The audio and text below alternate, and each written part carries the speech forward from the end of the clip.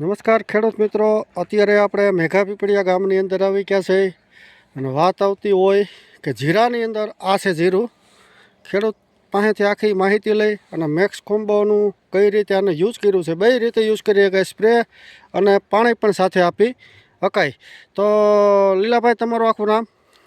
લીલાભાઈ રણછોડભાઈ વસોયા. બરોબર છે. ગામ? મેઘાપીપળિયા. મેક્સ કોમ્બો ક્રિપ્ટોવાળાનું છે લીલાભાઈ. તમે આ શેમાં પાવાના છો?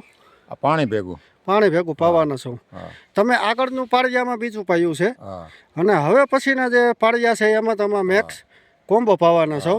તો ખેડૂત મિત્રો, ફરીથી આ વિડીયાની અંદર આપણે ફરીથી ખેડૂતો સાથે લઈ અને જેમાં આ જે પાયું છે અને આગળના પાળિયામાં પાયું છે, કારણ કે જીરાની હાઈટ ફૂલ સારી એવી થઈ ગઈ છે.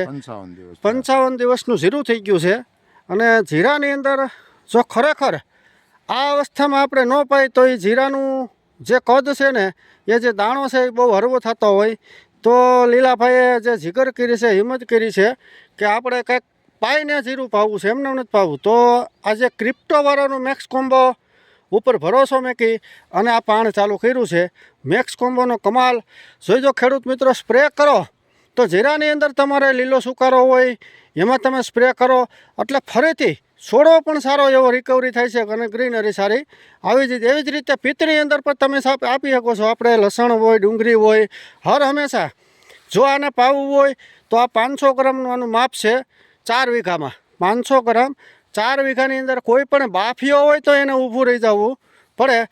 માર્કેટની અંદર હજી આ ટેકનિકલ ક્રિપ્ટોવાળાનું હજી માર્કેટમાં અવેલેબલ છે. બીજે પણ 2 ટેકનિકલો પણ આપણી ક્રિપ્ટોવાળાના આવી ગયા છે. ફરીથી નેક્સ્ટ વિડીયોમાં એમાં પણ આપણે મળશું, એના પણ રિઝલ્ટ લેશું. જય જવાન, જય કિસાન.